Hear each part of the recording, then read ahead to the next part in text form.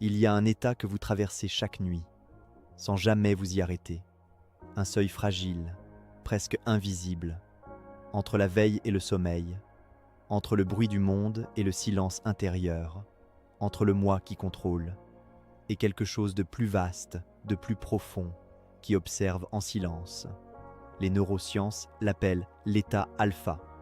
Les mystiques, eux, parlèrent d'une porte étroite, un passage secret que seuls les esprits attentifs pouvaient franchir. Et vous l'appelez simplement « juste avant de m'endormir ». Mais ce soir, nous n'allons pas passer sans voir. Nous allons ralentir. Nous allons nous y asseoir et peut-être, pour la première fois, entendre ce que votre subconscient murmure lorsque votre mental accepte enfin de se taire. Bienvenue sur Parole du soir, un espace où les savoirs anciens rencontrent les vérités modernes, où chaque mot devient une clé pour ouvrir ce qui sommeille en vous. L'état alpha, situé entre 8 et 12 Hz, n'est pas seulement une fréquence cérébrale. C'est une porte intérieure, un passage entre deux mondes. Chaque nuit, sans le savoir, vous y entrez, mais vous n'y restez jamais. Vous glissez, vous tombez, vous dormez. Ce soir, vous allez apprendre à y demeurer, à déposer une intention, à écouter et à réveiller ce qui, en vous, n'attend qu'un instant de silence pour émerger. Le subconscient n'est pas un simple réservoir silencieux attendant que vous lui parliez. C'est un jardinier nocturne, discret mais infatigable, qui travaille dans l'ombre pendant que vous vous abandonnez au sommeil.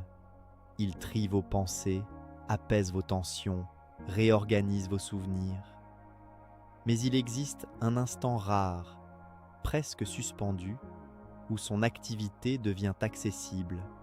Un moment fragile, juste avant le rêve, juste avant que la conscience ne s'efface complètement. Les anciens l'appelaient la vigile, les hypnotiseurs parlent d'un état de suggestibilité maximale, et les enfants le connaissent sans le nommer.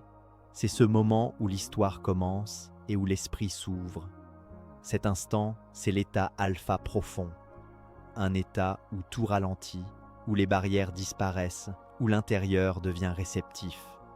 Ce soir, nous n'allons pas simplement le traverser, nous allons y entrer avec conscience et y déposer ce qui compte vraiment. Ce que votre cerveau fait quand vous croyez ne rien faire. Un silence s'installe parfois sans prévenir. Un silence qui ne vient pas de l'extérieur, mais qui naît à l'intérieur. Comme si quelque chose en vous décidait de ralentir sans vous demander la permission. Ce moment est souvent ignoré, traversé sans attention, considéré comme un simple passage sans importance. Pourtant, derrière cette apparente inactivité, une activité plus subtile, plus profonde, se déploie. Le cerveau, que vous croyez au repos, entre alors dans une danse invisible, une orchestration silencieuse où chaque impulsion, chaque onde, chaque connexion tisse une réalité intérieure que vous ne percevez pas consciemment. Ce que vous appelez « ne rien faire » est en réalité un déplacement du centre. Ce n'est pas l'arrêt de l'activité, mais le retrait du contrôle. La partie de vous qui observe, qui juge, qui analyse, commence à relâcher sa prise. Et lorsque cette prise se dessert, quelque chose d'autre prend doucement la place. Une intelligence plus ancienne, plus profonde, plus patiente. Une intelligence qui ne parle pas avec des mots, mais avec des images diffuses, des sensations à peine perceptibles, des intuitions qui glissent comme des ombres à la surface de votre esprit. L'état alpha est cet espace où le mental n'a pas disparu, mais où il cesse d'imposer sa voix. Il devient une présence secondaire, presque effacée, laissant émerger un champ plus vaste. Dans ce champ, le cerveau ne cherche plus à résoudre, à anticiper, à contrôler. il entre dans une cohérence particulière, une harmonie d'ondes qui ne sont ni chaotiques ni rigides, mais fluides comme une respiration élargie. Les neurosciences décrivent cet état comme une synchronisation, mais ce mot est encore trop faible pour saisir ce qui s'y joue réellement. Car ce qui s'installe ici dépasse la simple mécanique des neurones. Dans cet espace, votre cerveau commence à relier ce qu'il ne reliait pas. Des fragments de mémoire se rapprochent, des émotions anciennes trouvent une voie d'expression, des tensions enfouies cherchent à se dénouer sans effort. Ce n'est pas une action dirigée, mais une réorganisation spontanée. Comme si une partie de vous savait déjà ce qui doit être réparé, ce qui doit être compris, ce qui doit être libéré, et attendait simplement que le bruit du mental s'apaise pour agir. Ce moment est fragile, il ne dure que quelques instants, parfois quelques minutes. Mais dans cette brève ouverture, le cerveau devient perméable à ce qui lui échappe habituellement. Les filtres tombent, les résistances s'affaiblissent, et ce qui était bloqué, caché ou ignoré commence à remonter doucement. Non pas comme une explosion, mais comme une émergence lente, presque imperceptible. Certains ressentent cela comme une sensation de flottement, d'autres comme une clarté inhabituelle, d'autres encore comme une dérive, une perte de repère. Mais ce qui se passe réellement est plus profond que ces impressions. Le cerveau, dans cet état, cesse d'être uniquement un organe de survie et devient un espace de transformation. Il ne se contente plus de réagir au monde extérieur. Il commence à remodeler le monde intérieur. Ce qui est troublant, c'est que cette activité se déroule sans votre intervention consciente. Vous n'avez pas besoin de décider. Vous n'avez pas besoin de comprendre. Vous n'avez même pas besoin de vouloir. Et c'est précisément ce qui dérange le mental, habitué à diriger, à contrôler, à organiser. Car ici, le pouvoir lui échappe. Une autre logique s'installe. Une logique plus silencieuse, mais plus profonde. Les traditions anciennes ont souvent parlé de cet état comme d'un seuil sacré.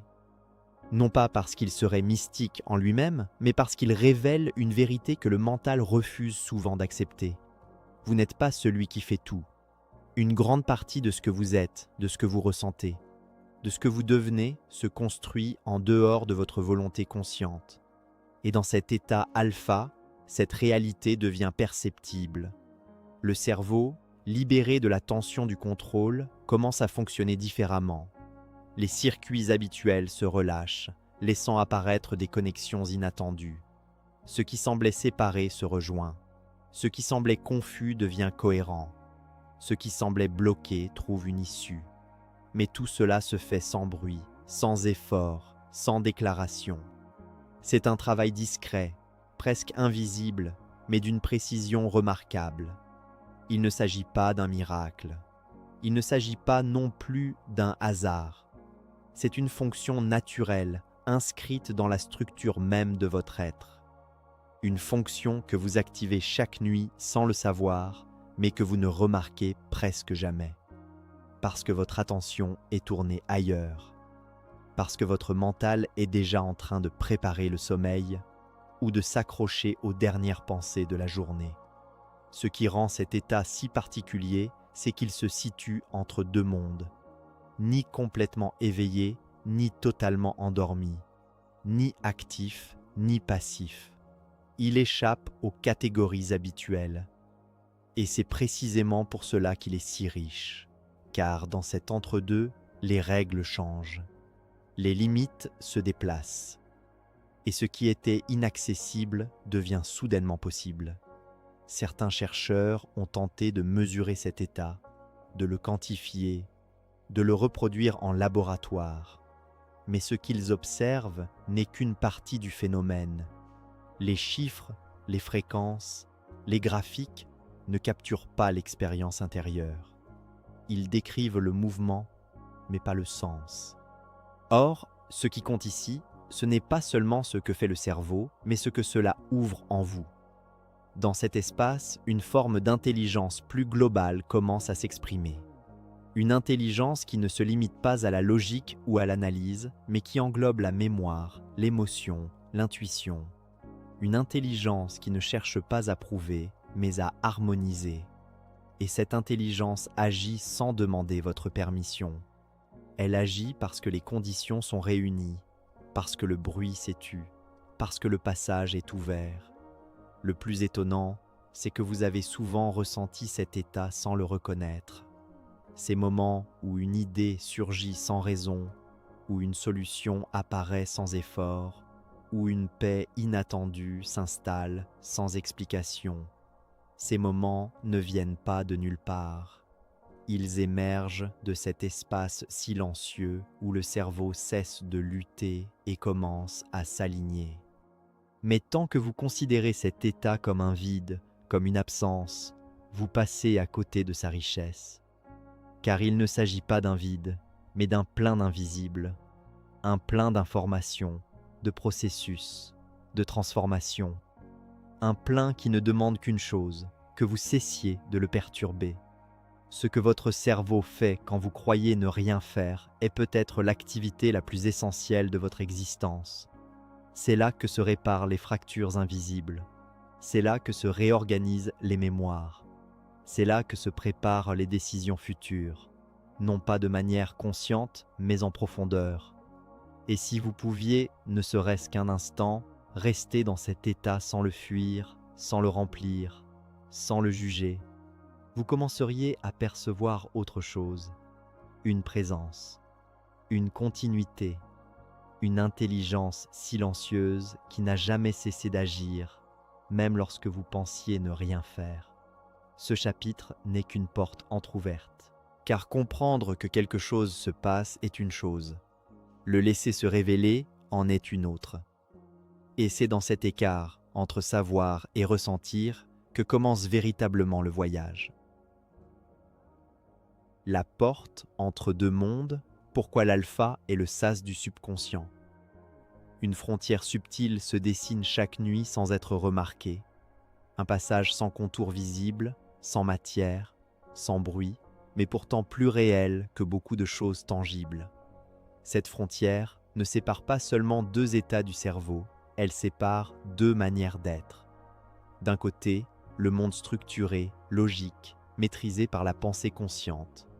De l'autre, une profondeur sans forme précise, un espace mouvant où les règles ordinaires cessent de s'imposer. Et entre ces deux réalités, il y a un point de bascule. Un instant suspendu où l'un ne s'est pas encore éteint et où l'autre n'a pas encore pris toute la place. Ce point n'est pas un simple passage, c'est un sas. Un espace intermédiaire qui ne sert pas seulement à relier, mais à transformer. Comme une chambre silencieuse où l'air change de densité avant de permettre l'accès à un autre environnement. L'état alpha, dans sa dimension la plus profonde, joue ce rôle invisible. Il n'est pas le seuil lui-même, mais le mécanisme qui permet de le franchir sans rupture. Il prépare, il ajuste, il dissout progressivement les résistances du conscient pour permettre l'émergence d'un autre ordre de perception. Ni totalement éveillé, ni réellement endormi, cet état échappe aux définitions classiques. Le mental est encore là, mais il ne domine plus. Il observe, mais sans intervenir. Il pense, mais sans insister. Les pensées deviennent légères, moins rigides, moins structurées. Elles apparaissent et disparaissent comme des formes dans l'eau, sans laisser de traces durables. Ce relâchement n'est pas une perte, mais une ouverture. Car lorsque la structure se détend, ce qui était caché peut enfin circuler. La géométrie de ce seuil ne se mesure pas en distance, mais en intensité. Ce n'est pas un endroit que l'on atteint, c'est un équilibre que l'on traverse. Une fine ligne où deux systèmes coexistent brièvement. Le conscient ne s'effondre pas brusquement, il se retire lentement. L'inconscient ne surgit pas violemment, il s'installe progressivement. Et entre ces deux mouvements, il y a un moment d'équilibre parfait, un point où les deux dimensions se touchent sans se confondre. Ce point est rare. non pas parce qu'il est difficile à atteindre, mais parce qu'il est difficile à reconnaître. L'habitude pousse à le franchir rapidement, sans attention, comme un couloir que l'on traverse sans regarder les murs. Pourtant, c'est précisément dans ce couloir que se trouvent les portes les plus importantes, celles qui ne s'ouvrent que lorsque l'on ralentit, lorsque l'on cesse de vouloir aller plus loin, lorsque l'on accepte de rester dans l'entre-deux. Le subconscient ne s'ouvre pas comme une porte que l'on force. Il ne répond pas à la volonté directe. Il attend une condition particulière, une forme de disponibilité qui ne peut émerger que lorsque le mental cesse de vouloir diriger. L'état alpha est cette condition. Il crée un terrain neutre, un espace où les défenses conscientes s'affaiblissent sans disparaître complètement, permettant une communication plus fluide entre les deux niveaux. Ce qui se joue ici dépasse la simple transition vers le sommeil. C'est une reconfiguration du rapport entre contrôle et lâcher-prise. Tant que le mental est actif, il filtre, il sélectionne, il rejette. Il impose une logique qui protège, mais qui limite aussi. Lorsque cette logique s'atténue, sans s'effondrer, une autre forme d'intelligence peut circuler. Une intelligence qui ne suit pas les règles du raisonnement, mais celle de la cohérence intérieure. La notion de sas implique une adaptation progressive. Passer directement d'un état à un autre créerait une rupture, une dissonance. L'alpha évite cette rupture en harmonisant les deux pôles. Il permet au conscient de se retirer sans peur et à l'inconscient de s'approcher sans brusquerie.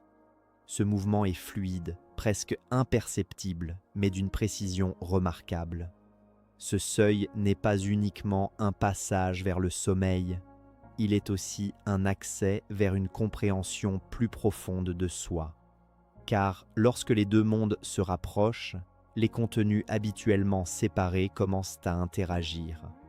Des pensées conscientes peuvent être influencées par des éléments inconscients et inversement. Des émotions enfouies peuvent remonter sous une forme atténuée. Des idées nouvelles peuvent émerger sans effort apparent. Le caractère particulier de cet état réside dans sa neutralité. Il ne favorise ni le contrôle total, ni l'abandon complet. Il maintient une tension douce entre les deux, une présence qui observe sans intervenir. Cette neutralité est essentielle car elle permet une circulation libre sans créer de conflit. Le subconscient ne se sent pas envahi, le conscient ne se sent pas menacé. La plupart des individus ne s'arrêtent jamais à ce point d'équilibre. Le passage est trop rapide, trop automatique. Le mental glisse vers le sommeil sans prendre le temps de percevoir ce qui se joue. Pourtant, ce moment contient une richesse qui ne peut être retrouvée ailleurs. Une richesse liée à la coexistence temporaire de deux niveaux habituellement séparés. Les traditions anciennes ont souvent décrit cet état comme un lieu sacré, non pas pour des raisons mystiques au sens strict, mais parce qu'il représente une opportunité rare de contact direct avec une dimension intérieure habituellement inaccessible. Le sacré, dans ce contexte, ne désigne pas quelque chose d'extérieur ou de supérieur, mais une qualité d'expérience où la perception devient plus fine, plus ouverte, plus réceptive. L'image du sas est particulièrement juste, car elle implique une transformation progressive des conditions internes. Ce n'est pas un simple passage, c'est une adaptation. Le mental s'allège, les tensions diminuent, la vigilance change de nature. Ce n'est plus une vigilance tournée vers l'extérieur, mais une attention diffuse, ouverte, sans objet précis. Dans cet état, la notion de temps commence à se modifier. Les minutes peuvent sembler plus longues ou plus courtes. La perception devient moins linéaire. Ce phénomène n'est pas une illusion, mais une conséquence directe du changement d'activité cérébrale. Le cerveau ne traite plus les informations de la même manière et cela modifie l'expérience subjective du temps. Ce ralentissement du temps intérieur permet une exploration plus fine des contenus mentaux. Ce qui passe habituellement trop vite peut être perçu avec plus de clarté. des micro-variations émotionnelles deviennent visibles. Des pensées fugaces peuvent être observées avant de disparaître. Ce niveau de perception n'est accessible que dans cet équilibre fragile. Le subconscient, dans cet espace, n'est pas une entité séparée, mais une dimension qui devient plus proche. Il ne parle pas avec des mots, mais avec des impressions, des images diffuses, des sensations. Le langage change, il devient plus symbolique, plus indirect. Comprendre ce langage demande une autre forme d'attention, moins analytique, plus intuitive. Ce chapitre ne décrit pas un lieu, mais une dynamique, une relation entre deux pôles qui, habituellement, fonctionnent de manière indépendante. L'état alpha profond permet une interaction temporaire, une zone de contact où des échanges deviennent possibles. La difficulté ne réside pas dans l'accès à cet état, mais dans sa reconnaissance. Tant qu'il est perçu comme une simple étape vers le sommeil, il reste inexploré. Lorsqu'il est reconnu comme un espace en soi, il devient un point d'intérêt. Un moment où quelque chose peut être observé, ressenti, compris différemment. Ce seuil n'est pas spectaculaire. Il ne produit pas d'effets immédiats visibles. Sa richesse est discrète, progressive, subtile. Elle se révèle à ceux qui acceptent de ralentir leur mouvement intérieur, de suspendre leur intention d'aller plus loin, et de rester, ne serait-ce qu'un instant, dans cet équilibre fragile entre deux mondes. La porte n'est jamais fermée, elle est simplement traversée sans conscience. Ce qui change, ce n'est pas son existence, mais l'attention que vous lui accordez. Et dans cette attention, quelque chose commence à se transformer, non pas dans le monde extérieur, mais dans la manière dont vous accédez à votre propre profondeur. Les gardiens du seuil, ceux qui vous empêchent d'entrer. Une tension invisible précède souvent l'abandon. Une crispation subtile qui ne se voit pas, mais qui se ressent comme un fil tendu à l'intérieur de soi. Ce fil, presque imperceptible, maintient la conscience attachée à sa position habituelle. Il retient, il empêche le basculement, il s'oppose sans bruit à ce glissement naturel vers la profondeur. Ce n'est pas une barrière extérieure, mais une série de mécanismes intérieurs qui se dressent comme des gardiens silencieux. Ils ne parlent pas, ils ne se montrent pas clairement, mais leur présence se manifeste à travers des pensées persistantes, des résistances diffuses, des élans de contrôle qui surgissent précisément au moment où tout devrait se relâcher. Ces gardiens ne sont pas là par erreur, ils ne sont pas des ennemis à combattre, mais des structures anciennes construites pour protéger. Leur rôle n'est pas d'empêcher l'accès, mais de filtrer ce qui y entre. Ils veillent à ce que la conscience ne se dissolve pas trop rapidement, à ce que l'équilibre ne soit pas rompu brutalement. Pourtant, ce qui protège peut aussi enfermer. Ce qui stabilise peut aussi bloquer. Et lorsque ces mécanismes deviennent trop rigides, ils empêchent l'accès à ce seuil subtil où le subconscient commence à s'ouvrir. La pensée est souvent le premier de ces gardiens. Non pas la pensée claire et dirigée, mais celle qui surgit sans invitation, qui enchaîne les images, les souvenirs, les projections. Une pensée qui ne cherche pas à comprendre, mais à occuper l'espace. Elle se présente comme une activité naturelle, mais elle agit comme un voile. Elle remplit le silence avant qu'il ne puisse apparaître. Elle maintient la conscience dans une surface agitée, empêchant toute descente vers des couches plus profondes. Cette pensée ne s'impose pas par force, mais par habitude. Elle est le prolongement d'un mouvement constant, celui d'un mental qui refuse le vide. Car le vide est perçu comme une perte, comme un danger, comme une absence de repère. Alors, pour éviter cette sensation, le mental produit du contenu. Il génère des scénarios, il revisite le passé, il anticipe l'avenir. Il crée une continuité artificielle qui empêche la rupture nécessaire au passage. Les tensions corporelles forment un autre type de gardien. Elle ne se manifeste pas toujours comme une douleur, mais comme une densité, une rigidité, une contraction subtile. Le corps, porteur de mémoires et d'émotions non résolues, conserve ces traces sous forme de micro-tensions. Ces tensions agissent comme des ancrages, des points de fixation qui maintiennent la conscience dans un état d'alerte. Tant que le corps reste contracté, même légèrement, une partie de l'esprit reste attachée à cette tension. Elle ne peut pas se libérer complètement car le corps lui rappelle constamment une forme de vigilance. Ces tensions ne sont pas conscientes la plupart du temps. Elles se situent dans des zones que l'attention ne visite pas spontanément. Elles sont intégrées au fonctionnement habituel, devenues invisibles par répétition. Pourtant, elles jouent un rôle déterminant. Elles maintiennent une cohérence interne qui empêche la dispersion, mais elles limitent aussi l'accès à des états plus profonds. Les programmes défensifs constituent une couche encore plus subtile de ces gardiens. Ils ne se manifestent ni comme des pensées évidentes, ni comme des tensions perceptibles. Ils sont des structures internes, des schémas automatiques qui régulent l'accès à certaines expériences. Leur fonction est de protéger l'individu contre ce qui pourrait être perçu comme une menace. Mais cette menace n'est pas toujours réelle. Elle peut être une simple ouverture vers l'inconnu, une perte temporaire de contrôle, une sensation d'abandon. Ces programmes agissent en amont. Ils détectent les signes d'un relâchement profond et réactivent des mécanismes pour maintenir la stabilité.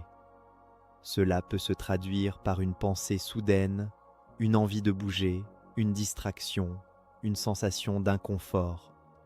Ce sont des signaux qui ramènent la conscience vers la surface. Non pas pour empêcher l'accès définitivement, mais pour éviter une immersion trop rapide ou non maîtrisée. Le paradoxe de ces gardiens réside dans leur nature protectrice. Ils ne sont pas là pour nuire, mais pour maintenir un équilibre. Leur présence indique que le système fonctionne, qu'il régule, qu'il ajuste. Mais pour accéder à l'état alpha profond, il ne s'agit pas de les supprimer. Toute tentative de lutte renforce leur activité. Plus le mental cherche à faire taire les pensées, plus celles-ci s'intensifient. Plus l'attention se focalise sur les tensions, plus elles deviennent présentes. Plus la volonté tente de franchir le seuil, plus les programmes défensifs se renforcent. La clé ne réside pas dans l'opposition, mais dans la désactivation progressive. Non pas par une action directe, mais par un changement de relation. Les pensées cessent de bloquer lorsqu'elles ne sont plus suivies. Elles perdent leur force lorsqu'elles ne sont pas nourries. Elles apparaissent, mais ne s'imposent plus. Elles deviennent des mouvements passagers, sans poids, sans direction. Les tensions corporelles se relâchent lorsqu'elles ne sont plus ignorées, mais aussi lorsqu'elles ne sont pas forcées à disparaître. Une tension observée sans jugement commence à se transformer. Elle perd son caractère fixe. Elle devient un phénomène en mouvement, une variation plutôt qu'un bloc. Et dans ce mouvement, une ouverture se crée. Les programmes défensifs s'apaisent lorsqu'ils ne rencontrent pas de résistance. Leur fonction étant de protéger contre une intrusion ou une perte de contrôle, ils se dissolvent lorsque la conscience adopte une posture non intrusive. Une présence qui ne cherche pas à forcer, à pénétrer, à obtenir. Une présence qui accepte de rester à la limite sans franchir brusquement. Le seuil ne s'ouvre pas à la force. Il répond à une qualité d'attention particulière. Une attention qui n'est ni passive ni active, mais simplement disponible. Une attention qui ne cherche pas à modifier ce qui est, mais à le laisser apparaître tel qu'il est. Cette posture modifie profondément la dynamique interne. Les gardiens, ne percevant plus de menaces, relâchent progressivement leur vigilance. Ce relâchement n'est pas immédiat. Il se produit par étapes, souvent imperceptibles. Une pensée qui s'éteint plus rapidement que d'habitude. Une tension qui devient moins dense. Une résistance qui se transforme en simple sensation. Ce sont des micro-changements, mais ils indiquent une transformation plus profonde. L'accès à l'état alpha profond dépend moins d'une technique que de cette transformation de la relation intérieure. Tant que le mental cherche à atteindre, il maintient une tension. Tant qu'il veut contrôler, il active les gardiens. Lorsque cette intention s'efface, même partiellement, un espace différent apparaît. Cet espace n'est pas vide, il est rempli d'une qualité particulière, une présence silencieuse qui ne cherche rien, mais qui permet tout. C'est dans cet espace que le seuil devient accessible, non pas parce qu'il s'ouvre soudainement, mais parce que ce qui empêchait de le percevoir s'est atténué. Les gardiens du seuil ne disparaissent jamais complètement. Ils restent présents, mais leur rôle change. Ils ne bloquent plus, ils accompagnent.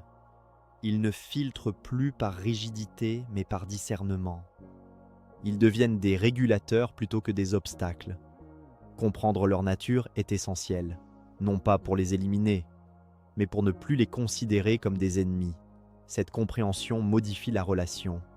Elle introduit une forme de confiance, une reconnaissance du fait que ces mécanismes ont une fonction et que leur transformation passe par une approche différente.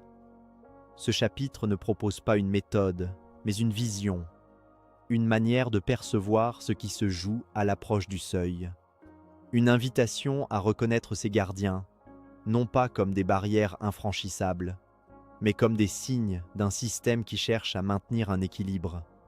Et lorsque cet équilibre cesse d'être perçu comme une limite, mais comme une base, quelque chose change, le passage devient plus fluide, le seuil moins distant. Et ce qui semblait inaccessible commence à apparaître, non pas comme une conquête, mais comme une évidence qui attendait simplement que l'on cesse de la forcer. La respiration sans effort, la clé perdue de l'alpha profond. Une présence discrète accompagne chaque instant de votre vie sans jamais réclamer votre attention. Elle ne demande ni permission ni reconnaissance. Et pourtant, elle vous traverse depuis votre premier souffle jusqu'à cet instant précis. Elle entre et sort, fidèle, constante, sans jamais hésiter. Cette présence, si simple qu'elle en devient invisible, porte en elle une porte oubliée, une clé que beaucoup cherchent à l'extérieur sans jamais remarquer qu'elle se trouve déjà en eux, dans ce mouvement continu qu'ils n'écoutent plus. Le souffle n'est pas seulement un échange d'air, il est un rythme, une oscillation, une pulsation qui relie le corps à quelque chose de plus vaste. Chaque inspiration ouvre, chaque expiration relâche. Mais lorsque le mental s'en empare, ce mouvement perd sa nature. Il devient contrôlé, modifié, dirigé, et dans ce contrôle, quelque chose se ferme. Car le souffle, dans sa forme la plus profonde, ne répond pas à la volonté.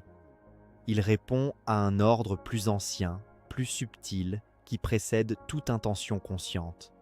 Les anciens textes ne parlaient pas de techniques complexes. Ils évoquaient une redécouverte. Une manière de laisser le souffle retrouver sa propre intelligence, non pas en le guidant, mais en cessant de le perturber. Cette idée peut sembler simple, presque évidente, mais elle se heurte à une habitude profondément ancrée, celle de vouloir faire, de vouloir maîtriser, de vouloir intervenir.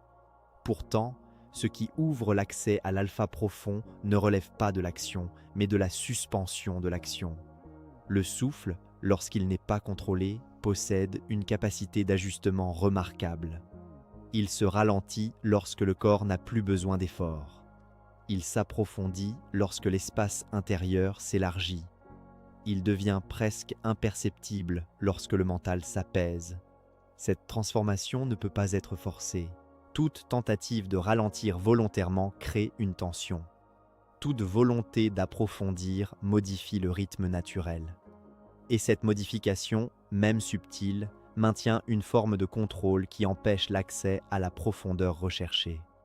La respiration sans effort n'est pas une absence de respiration, mais une respiration libérée de l'intervention consciente. Elle se déploie d'elle-même, trouve son équilibre sans être dirigée. Elle devient un mouvement autonome, une dynamique qui s'ajuste en fonction de l'état intérieur. Et lorsque ce mouvement retrouve sa liberté, quelque chose d'autre commence à se transformer. Le corps s'allège, les tensions diminuent, le mental perd progressivement sa rigidité. Ce processus ne se produit pas immédiatement. Il nécessite une forme de lâcher-prise qui ne peut pas être décidée, mais qui peut être permis. Le mental, habitué à intervenir, tente souvent de reprendre le contrôle. Il observe le souffle, puis cherche à le modifier. Il analyse le rythme, puis tente de l'améliorer. Mais chaque intervention, même légère, réactive le contrôle. Et ce contrôle maintient une distance avec l'état alpha profond. La clé ne réside pas dans une observation active, mais dans une présence ouverte. Une attention qui perçoit sans intervenir, qui accompagne sans diriger. Le souffle devient alors un point d'ancrage, non pas pour le contrôler, mais pour s'y abandonner. Il n'est plus un outil, mais un passage vers une profondeur où le mental cesse d'être central. Lorsque cette respiration libre commence à s'installer, des changements subtils apparaissent. Le rythme devient plus fluide, moins saccadé. Les pauses entre les inspirations et les expirations s'allongent naturellement. Ces pauses ne sont pas forcées, elles émergent d'elles-mêmes. Et dans ces intervalles, un silence particulier se manifeste. Un silence qui n'est pas vide, mais rempli d'une présence calme, stable, presque immobile. Ce silence est essentiel, il marque une transition. Le mental, habitué à fonctionner en continu, rencontre un espace où il ne trouve plus de contenu à traiter. Il peut tenter de combler ce vide, mais s'il n'est pas alimenté, il finit par se calmer. Et lorsque ce calme s'installe, le souffle continue son mouvement, mais avec une qualité différente. Il devient plus profond sans effort, plus lent sans intention. Les traditions anciennes parlaient de ce moment comme d'un retour à l'origine. Non pas une origine temporelle, mais une origine fonctionnelle. Un état où le souffle n'est plus perturbé par les fluctuations mentales. Un état où le corps et l'esprit s'accordent sur un rythme commun. Ce rythme n'est pas imposé, il est découvert. Il se révèle lorsque les interférences diminuent. La respiration sans effort agit comme un médiateur entre le conscient et l'inconscient. Elle ne force pas l'accès, mais elle crée les conditions pour qu'il se produise. En relâchant le contrôle, elle diminue l'activité des gardiens du seuil. Les pensées perdent leur intensité, les tensions se relâchent, les programmes défensifs s'apaisent. Ce n'est pas une suppression, mais une atténuation progressive. Ce processus peut sembler passif, mais il est en réalité très actif à un niveau subtil. Le corps ajuste ses fonctions, le système nerveux modifie son équilibre, le cerveau change de rythme. Mais ces changements ne sont pas dirigés par la volonté. Ils émergent d'un état de non-intervention. La difficulté réside dans la confiance. Laisser le souffle se réguler implique d'accepter de ne pas intervenir. Cela peut générer une forme d'incertitude. Le mental peut percevoir cette absence de contrôle comme une perte. Pourtant, cette perte est en réalité une ouverture. Une ouverture vers une intelligence qui ne dépend pas de la pensée consciente. Le souffle devient alors un guide silencieux. Il ne donne pas d'instruction, il ne montre pas de direction, mais il crée un mouvement qui entraîne la conscience vers un autre niveau. Ce mouvement est progressif, subtil, parfois imperceptible, mais il est constant. Lorsque cette dynamique s'installe, l'état alpha profond devient accessible sans effort. Non pas parce qu'il est atteint, mais parce que les conditions qui l'empêchaient ont disparu. Le mental n'est plus en opposition, le corps n'est plus en tension, le souffle n'est plus contrôlé. Et dans cet alignement, un espace s'ouvre. Ce chapitre ne propose pas une méthode à appliquer, mais une compréhension à intégrer. Le souffle, dans sa forme naturelle, possède une intelligence qui dépasse le contrôle conscient. En cessant de l'intervenir, vous permettez à cette intelligence de se manifester. Et dans cette manifestation, l'accès à l'alpha profond cesse d'être une recherche pour devenir une conséquence naturelle. La clé perdue n'a jamais été absente. Elle a simplement été recouverte par des couches de contrôle, d'habitude, de réflexe. En laissant le souffle retrouver sa liberté, vous ne créez rien de nouveau. Vous retirez ce qui empêchait l'accès. Et ce retrait, aussi simple qu'il puisse paraître, ouvre une porte que beaucoup cherchent sans savoir qu'elle s'ouvre de l'intérieur.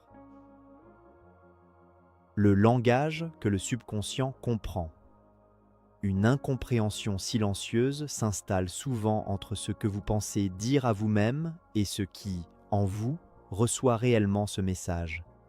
Le mental formule avec des mots, construit des phrases, affirme, répète, insiste, mais quelque chose, plus profond, ne réagit pas comme attendu.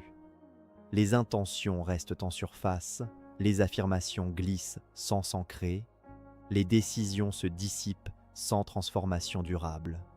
Ce décalage ne vient pas d'un manque de volonté, mais d'un malentendu plus subtil. Le subconscient ne parle pas le langage du mental. Ce langage auquel vous êtes habitué repose sur des structures précises, des mots, des concepts, des logiques.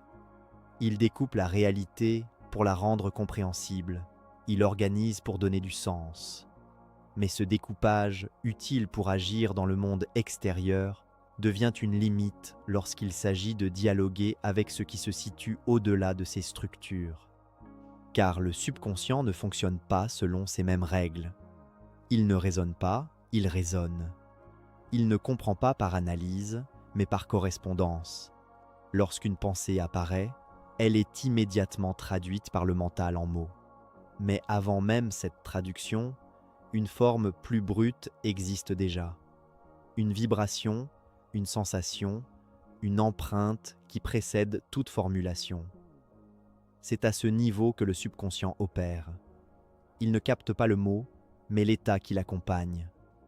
Il ne reçoit pas la phrase, mais la qualité intérieure qui la porte. Dire « je suis calme » avec un esprit agité ne produit aucune transformation.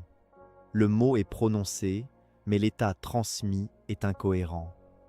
Le subconscient ne retient pas le contenu verbal. Il enregistre la fréquence interne. Il capte la tension, la peur, l'hésitation, même si les mots affirment le contraire. Cette dissociation crée une confusion qui empêche toute intégration réelle. Le langage du subconscient est donc plus subtil, mais aussi plus exigeant. Il demande une cohérence entre ce qui est ressenti et ce qui est exprimé. Il ne répond pas à l'intention formulée, mais à l'intention incarnée. Une émotion stable, même silencieuse, a plus d'impact qu'une affirmation répétée sans présence. Ce langage ne se limite pas aux émotions évidentes. Il inclut des micro-variations internes, des nuances presque imperceptibles. Une légère contraction, une ouverture discrète, une sensation de fluidité ou de résistance. Ces éléments, souvent ignorés, constituent la véritable communication interne. Ils forment un ensemble de signaux que le subconscient interprète en continu. L'image est souvent utilisée pour décrire ce niveau, mais elle reste encore une approximation. Une image mentale est déjà une construction du mental. Le subconscient, lui, perçoit quelque chose de plus diffus, plus global. Une configuration interne qui englobe sensations, émotions et orientation. Ce n'est pas une image précise, mais une impression complète, un état global qui se déploie sans contour net. Ce mode de communication explique pourquoi certaines expériences marquent profondément sans passer par une compréhension consciente. Un événement peut laisser une empreinte durable sans être analysé. Une atmosphère peut influencer sans être identifiée. Le subconscient enregistre ces informations sous forme de patterns, de structures internes qui se reproduisent ensuite dans les comportements, les réactions, les choix. Ce chapitre ne cherche pas à traduire ce langage en mots, car cela reviendrait à le réduire. Il cherche plutôt à pointer vers sa nature, une nature non verbale, non linéaire, non analytique, une nature qui se rapproche davantage d'une musique que d'un discours, une musique intérieure, faite de variations, de rythmes, de tonalités. Lorsque le mental se calme, ce langage devient plus perceptible, non pas comme une voix, mais comme une présence, une orientation subtile qui guide sans imposer, une sensation qui indique sans expliquer. Ce n'est pas une information à décoder, mais une expérience à ressentir. Le problème n'est pas l'absence de communication, mais le bruit qui la masque. Les pensées, les analyses, les jugements créent une couche qui empêche de percevoir ce qui est déjà là. Ce n'est pas que le subconscient ne parle pas, c'est que son langage est couvert par celui du mental. Apprendre à reconnaître ce langage ne consiste pas à ajouter quelque chose, mais à retirer ce qui interfère, à diminuer l'intensité des processus conscients pour permettre à d'autres formes d'émerger. Ce retrait ne peut pas être forcé. Il se produit lorsque l'attention cesse de s'accrocher aux contenus mentaux. Dans cet espace, une nouvelle forme de perception apparaît. Elle ne passe pas par des mots, mais par une sensation directe, une compréhension sans formulation, une évidence qui ne nécessite pas d'explication. Ce type de compréhension est souvent plus stable, car il ne dépend pas d'une structure logique. Il s'inscrit directement dans l'expérience. Le subconscient ne répond pas aux ordres, mais aux états. Il ne suit pas des instructions, mais des directions internes. Une direction n'est pas une commande, mais une orientation. Elle ne force pas, elle attire, elle ne contraint pas, elle aligne. Ce principe modifie profondément la manière d'interagir avec soi-même. Il ne s'agit plus de dire ce que l'on veut, mais de devenir l'état correspondant, non pas par effort, mais par ajustement. Ce changement de perspective transforme la relation avec le subconscient. Il ne devient plus un récepteur passif, mais un partenaire actif dans la transformation. Certaines traditions ont tenté de décrire ce langage en utilisant des symboles, des métaphores, des récits. Ces outils ne sont pas des traductions exactes, mais des approximations qui permettent d'approcher une réalité difficile à exprimer.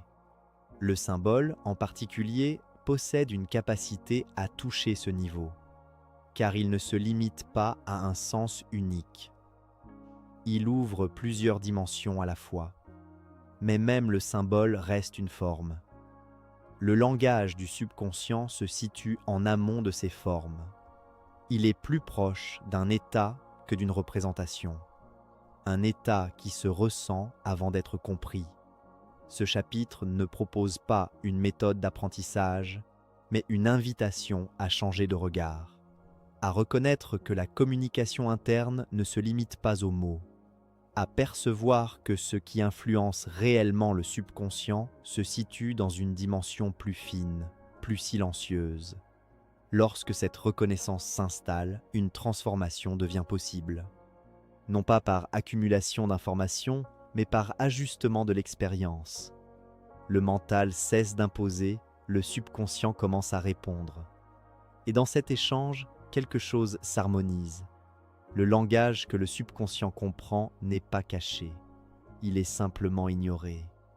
Non pas parce qu'il est complexe, mais parce qu'il est trop simple pour être remarqué, trop direct pour être analysé, trop présent pour être vu. Et pourtant, c'est ce langage qui façonne en profondeur ce que vous êtes, ce que vous ressentez, ce que vous devenez. Non pas à travers des mots, mais à travers des états. Non pas à travers des pensées, mais à travers des résonances. Ce qui change, ce n'est pas le langage lui-même, mais la capacité à l'écouter. Et cette écoute ne passe pas par l'effort, mais par une forme de disponibilité. Une disponibilité qui ne cherche pas à comprendre, mais à percevoir. Une présence qui ne traduit pas, mais qui reçoit. Dans cette réception silencieuse, une communication différente s'installe. Une communication qui ne se voit pas, mais qui transforme. Une communication qui ne s'entend pas, mais qui agit. Une communication qui ne s'explique pas, mais qui se vit. Déposer une intention sans la programmer. Une impulsion intérieure cherche parfois à orienter la vie. Une force discrète qui ne s'impose pas, mais qui appelle, qui suggère, qui attire vers une direction sans jamais contraindre. Cette impulsion est souvent confondue avec une volonté, avec un désir formulé, avec une idée que le mental tente de fixer et de répéter. Pourtant, entre vouloir et confier, une différence subtile transforme tout. Car ce que le subconscient reçoit ne dépend pas de ce que vous imposez, mais de ce que vous laissez exister sans résistance. Ordonner, dans le langage du mental, revient à projeter une forme précise, à définir un résultat, à encadrer une direction avec des limites. Cette approche fonctionne dans le monde extérieur où les actions doivent être structurées, planifiées, exécutées. Mais à l'intérieur, ce mode de fonctionnement crée une tension. Une intention rigide devient une contrainte. Elle ne s'inscrit pas, elle s'impose. Et face à cette imposition, le subconscient ne répond pas comme attendu. Il ne rejette pas frontalement, mais il ne s'ouvre pas. Il reste en retrait, comme si quelque chose en lui percevait une dissonance. Confier une intention relève d'un autre mouvement. Ce n'est pas une projection, mais une offrande. Une direction est posée, non pas comme une exigence, mais comme une possibilité. Elle n'est pas enfermée dans une forme fixe. Elle reste ouverte, vivante, adaptable. Le subconscient ne reçoit pas un ordre, mais une orientation. Et cette orientation, parce qu'elle n'est pas contrainte, peut être intégrée. La différence ne se situe pas dans les mots utilisés, mais dans l'état intérieur qui les accompagne. Une même phrase peut être une injonction ou une ouverture selon la manière dont elle est portée. Lorsque le mental insiste, répète, cherche à convaincre, une tension se crée. Cette tension est perçue comme une tentative de contrôle. Et face à ce contrôle, les mécanismes internes de régulation s'activent, non pas pour s'opposer, mais pour maintenir un équilibre. Le subconscient n'est pas un exécutant. Il ne suit pas des instructions comme un programme informatique. Il fonctionne selon des principes d'harmonie et de cohérence. Il accepte ce qui s'intègre sans conflit. Il rejette ce qui crée une dissonance. Cette dissonance ne vient pas du contenu de l'intention, mais de la manière dont elle est introduite. Une intention imposée crée une séparation entre ce qui est et ce qui est voulu. Elle introduit une tension entre l'état actuel et l'état désiré. Cette tension est perçue comme une rupture. Et le subconscient, cherchant à maintenir la stabilité, tend à réduire cette rupture en revenant vers l'état connu. Ce phénomène explique pourquoi certaines intentions, même répétées avec force, ne produisent pas de changement durable. Confier une intention, au contraire, ne crée pas de rupture. Elle s'inscrit dans une continuité. Elle ne nie pas l'état présent, elle l'inclut. Elle ne cherche pas à remplacer, mais à orienter. Cette approche permet une intégration progressive. Le subconscient ne se sent pas contraint, il se sent impliqué. Il participe à la transformation au lieu de la subir. Ce processus ne peut pas être simulé par une technique. Il ne suffit pas de changer les mots ou de modifier la formulation. Il nécessite une transformation plus profonde de la relation intérieure. Une capacité à relâcher le besoin de contrôler le résultat. Une confiance dans un processus qui ne se dévoile pas immédiatement. La notion de confiance est centrale.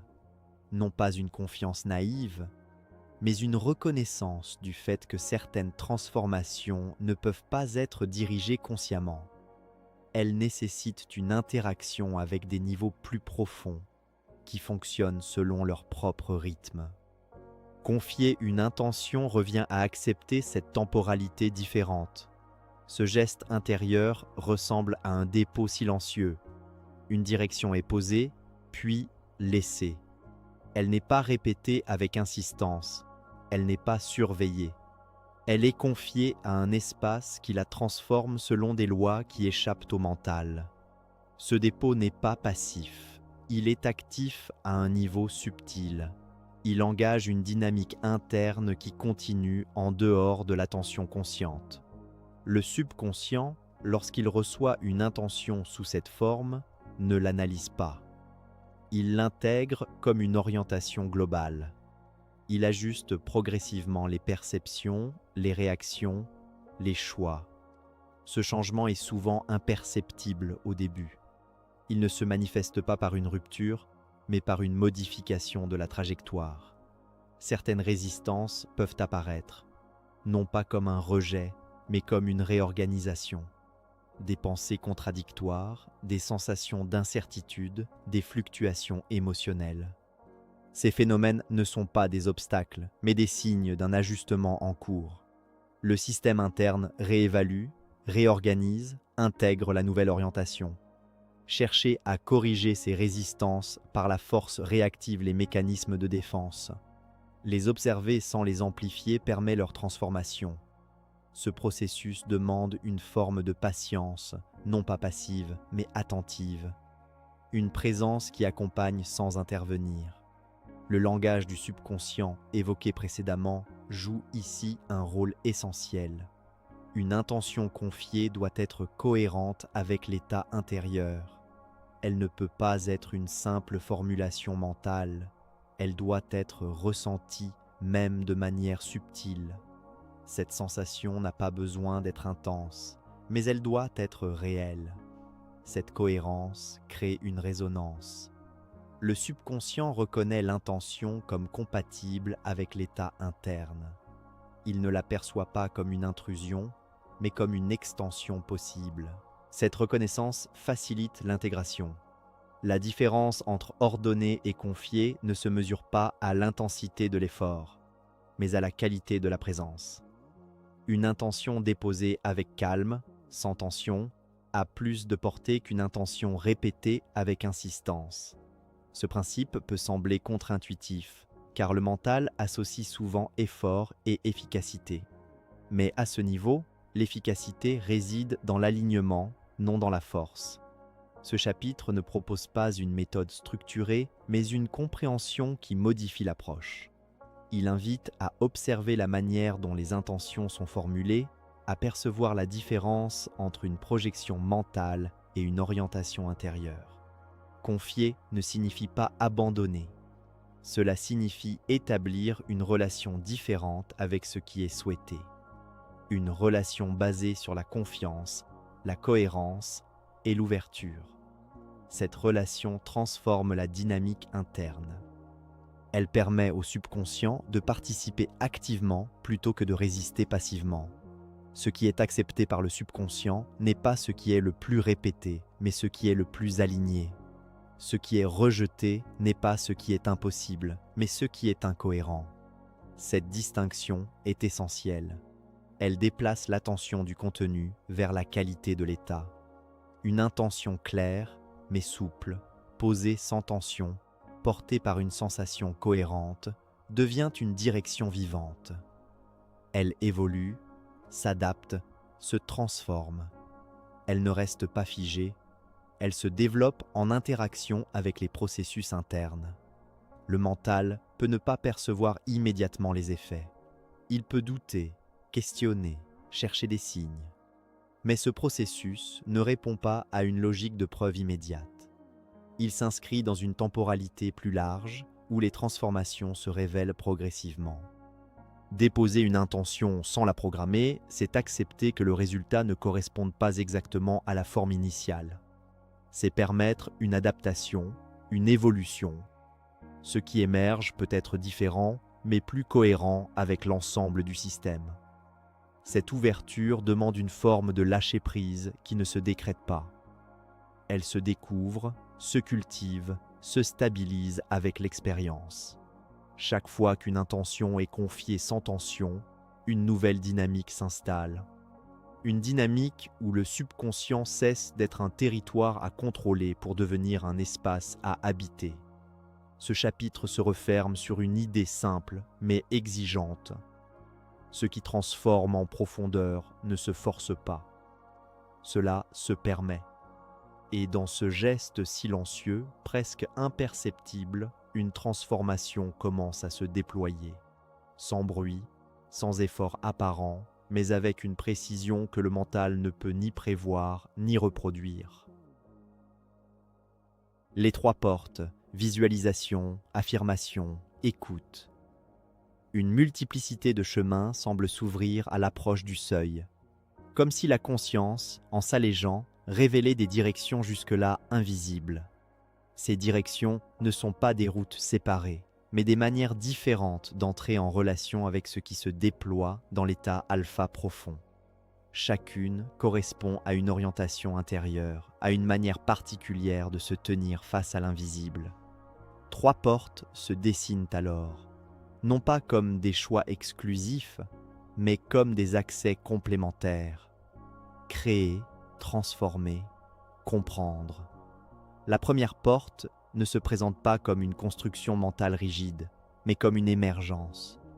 La visualisation, telle qu'elle est souvent comprise, repose sur l'idée de former des images précises, de projeter des scènes, de diriger l'imaginaire. Pourtant, à ce niveau de profondeur, l'image ne doit pas être fabriquée. Elle apparaît lorsque le mental cesse de vouloir la produire. Ce qui se manifeste alors n'est pas une image contrôlée, mais une forme fluide, mouvante, parfois incomplète, qui porte en elle une cohérence que le mental ne pourrait concevoir seul. Cette forme n'a pas besoin d'être nette pour être efficace. Sa puissance ne réside pas dans sa précision visuelle, mais dans la résonance qu'elle crée. Une sensation l'accompagne, une impression globale qui dépasse le contenu visible. Cette impression agit comme une empreinte, un schéma que le subconscient reconnaît et intègre. La création ne se fait pas par effort, mais par résonance. Ce qui est perçu, même de manière fragmentaire, devient une orientation interne. La visualisation, dans ce sens, n'est pas une projection vers l'extérieur, mais une révélation intérieure. Elle ne consiste pas à imaginer ce qui n'existe pas, mais à permettre à une forme latente d'apparaître. Cette forme, une fois perçue, modifie subtilement les structures internes. Elle ne transforme pas immédiatement la réalité extérieure, mais elle ajuste la manière dont celle-ci est perçue et vécue. La deuxième porte ne s'ouvre pas par l'image, mais par une vibration plus directe.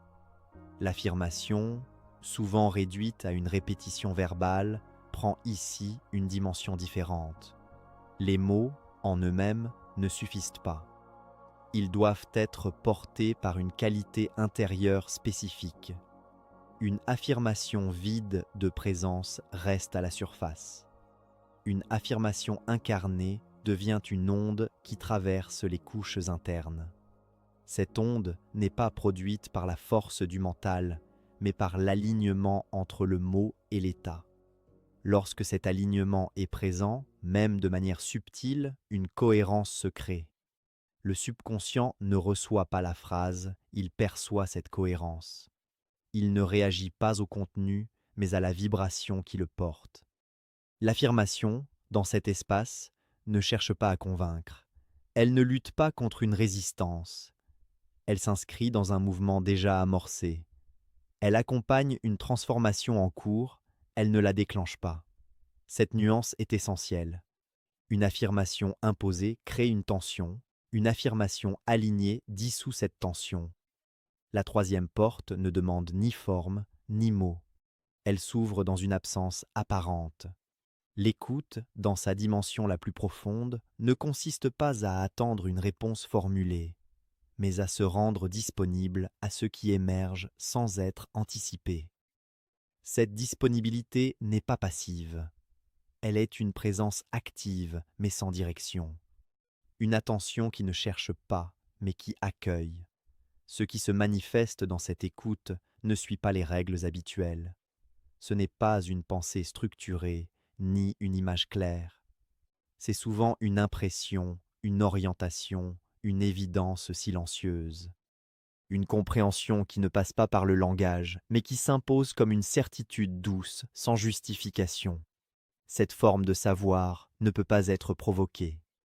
Elle apparaît lorsque les autres mouvements se calment, lorsque la volonté de créer s'apaise, lorsque le besoin d'affirmer se relâche, un espace s'ouvre. Et dans cet espace, quelque chose se révèle. Non pas comme une réponse, mais comme une présence qui éclaire sans expliquer. Les trois portes ne sont pas séparées. Elles s'entrelacent, se complètent, se répondent. Une image peut émerger, puis se transformer en sensation, puis laisser place à une compréhension silencieuse. Un mot peut être ressenti, puis devenir une forme, puis se dissoudre dans une écoute. Ce mouvement fluide est naturel lorsque le mental ne cherche pas à fixer une direction unique. Chaque porte correspond à une intention différente. Créer implique une ouverture vers une forme qui n'est pas encore stabilisée. Transformer implique un ajustement d'un état existant. Comprendre implique une disponibilité à ce qui dépasse les structures connues. Mais ces intentions ne sont pas exclusives. Elles peuvent coexister, se succéder, se transformer. Ce qui détermine l'accès à ces portes n'est pas une technique, mais une qualité de présence. Une présence qui n'impose pas, qui n'attend pas, qui ne juge pas. Une présence qui permet aux formes d'émerger, aux mots de résonner, au silence de parler.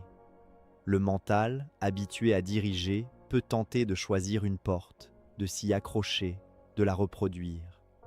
Mais cette tentative rigidifie le processus. Les portes ne s'ouvrent pas sur commande.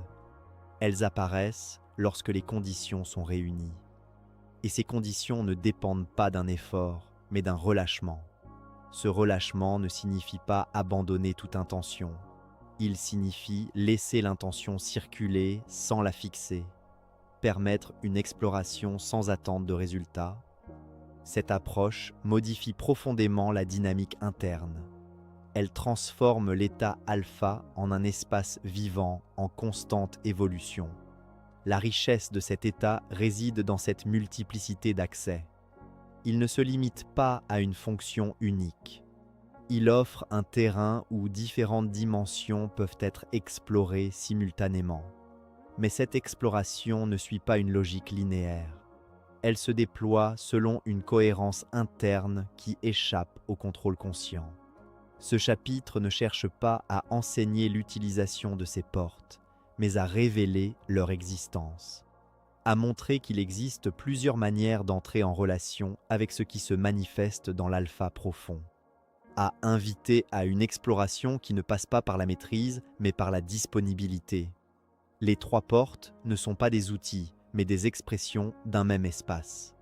Un espace où la création, la transformation et la compréhension ne sont pas séparées, mais interconnectées. Un espace où le mental cesse d'être central, laissant place à une intelligence plus globale.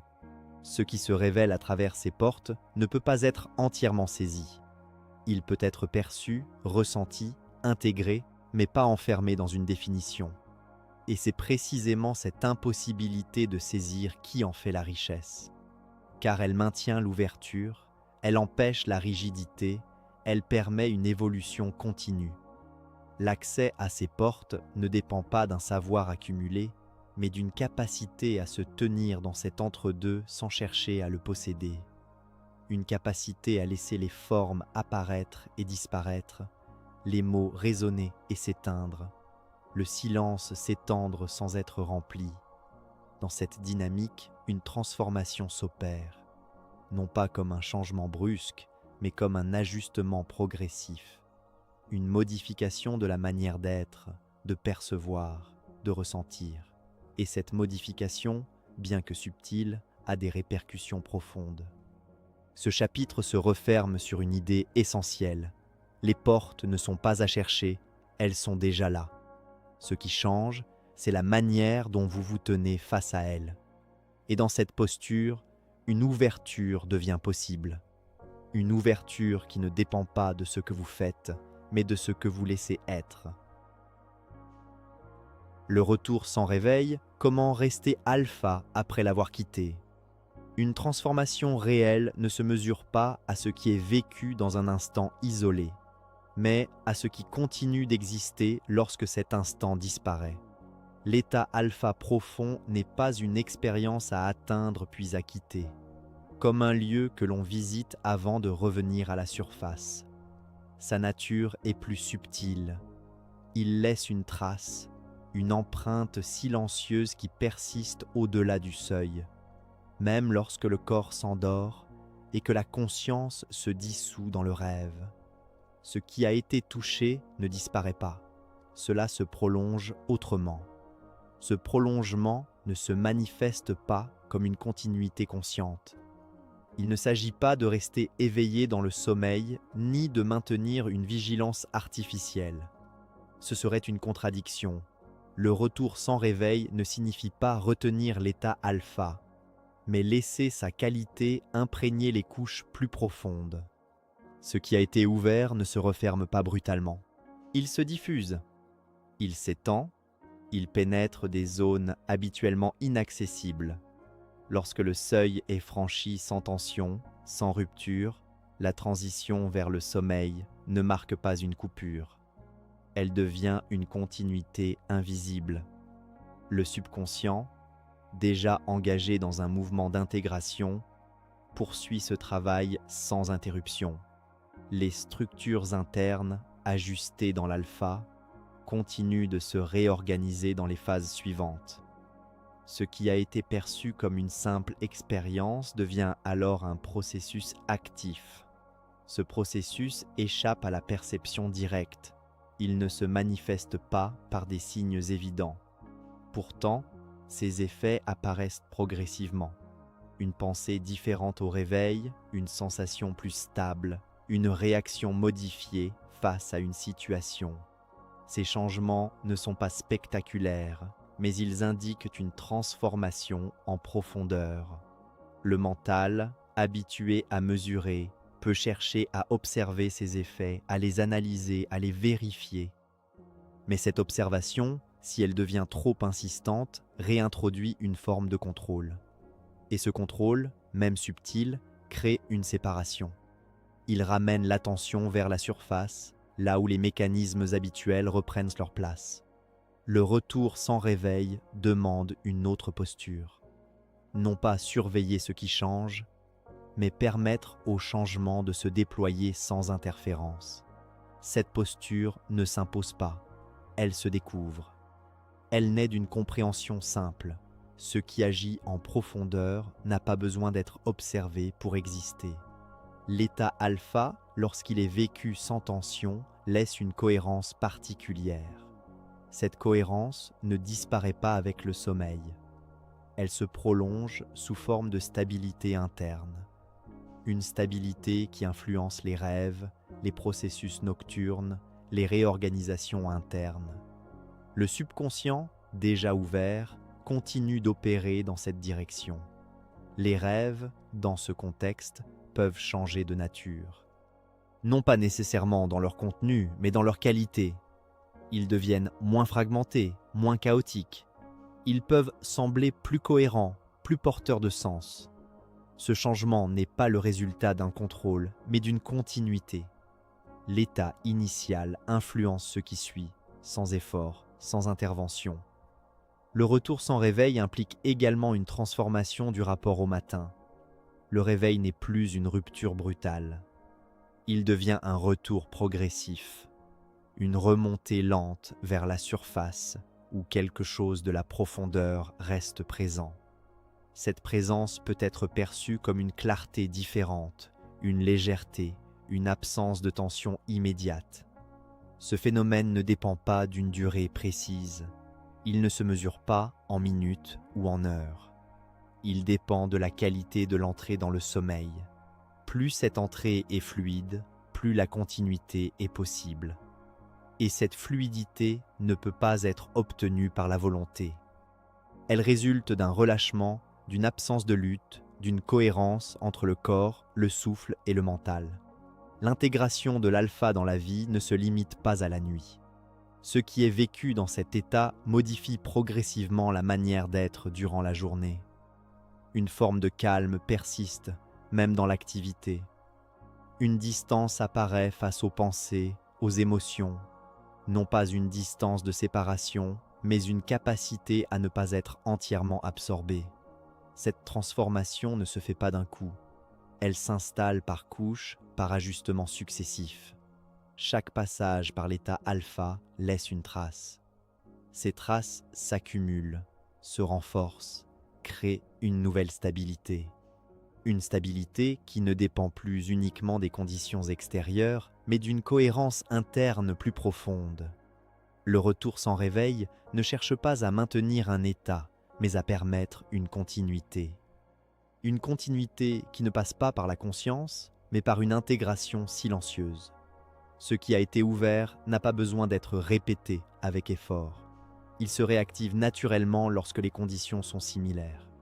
Cette réactivation devient plus facile avec le temps. Le seuil, autrefois perçu comme distant, devient familier.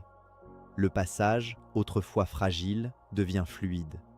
Et cette familiarité ne vient pas d'une maîtrise, mais d'une reconnaissance. Une reconnaissance du mouvement, du rythme, de la qualité intérieure. Le mental peut tenter de reproduire l'expérience, de la recréer, de la contrôler. Mais cette tentative introduit une rigidité. Elle transforme un processus vivant en une structure fixe. Et cette fixation limite la profondeur. L'état alpha ne se répète pas à l'identique, il se renouvelle, il s'adapte, il évolue. Accepter cette variabilité est essentiel. Chaque passage est différent, chaque expérience unique. Ce qui compte n'est pas la forme, mais la qualité. Une qualité de présence, de relâchement, de cohérence. Cette qualité peut se retrouver sous des formes différentes, mais elle conserve une essence commune. Le retour sans réveil s'inscrit dans cette dynamique. Il ne cherche pas à prolonger une forme, mais à laisser une qualité s'étendre. Cette extension ne se voit pas immédiatement, mais elle transforme progressivement la structure interne. Ce chapitre ne propose pas une conclusion définitive, il ouvre une perspective, une manière de comprendre que l'état alpha n'est pas un moment isolé, mais un point de passage vers une transformation plus large. Une transformation qui ne s'arrête pas avec le sommeil, mais qui se prolonge dans l'ensemble de l'expérience. La nuit devient alors un espace d'intégration, non pas un simple repos. Un espace où ce qui a été amorcé se développe, se stabilise, se renforce. Et le jour devient un terrain où cette transformation se manifeste, parfois de manière subtile, parfois plus évidente. Le retour sans réveil ne demande pas d'efforts supplémentaires. Il demande une compréhension différente. Une compréhension qui libère du besoin de contrôler, de mesurer, de reproduire. Une compréhension qui permet au processus de se déployer selon sa propre logique. Et dans cette logique, quelque chose s'installe. Une continuité invisible, mais réelle. Une présence qui traverse les états, les moments, les transitions. Une présence qui ne dépend pas de la conscience, mais qui influence la manière dont elle se manifeste. Ce qui commence dans le silence ne se termine pas avec lui. Cela se prolonge, se transforme, s'intègre. Et ce prolongement, bien que discret, devient la véritable trace de ce qui a été vécu. Non pas un souvenir, mais une modification de l'être. Une modification qui, sans bruit, sans effort apparent, redessine lentement la manière d'exister. Une vérité simple traverse tout ce voyage. Vous n'avez jamais été séparés de cet état. Chaque nuit, chaque matin, vous effleurez cette porte sans la voir. Ce qui change, ce n'est pas l'accès, mais la conscience de ce passage. Vous n'avez rien à forcer, rien à conquérir. Seulement à ne pas fuir trop vite, à rester un instant de plus dans cet espace fragile où tout devient possible. Ce soir, lorsque le monde s'éteindra doucement autour de vous, ne cherchez pas à faire. Laissez simplement le souffle se déposer, les pensées se dissoudre et le silence s'ouvrir. Vous n'avez pas besoin d'entrer, car, en vérité, quelque chose depuis toujours vous attend déjà de l'autre côté.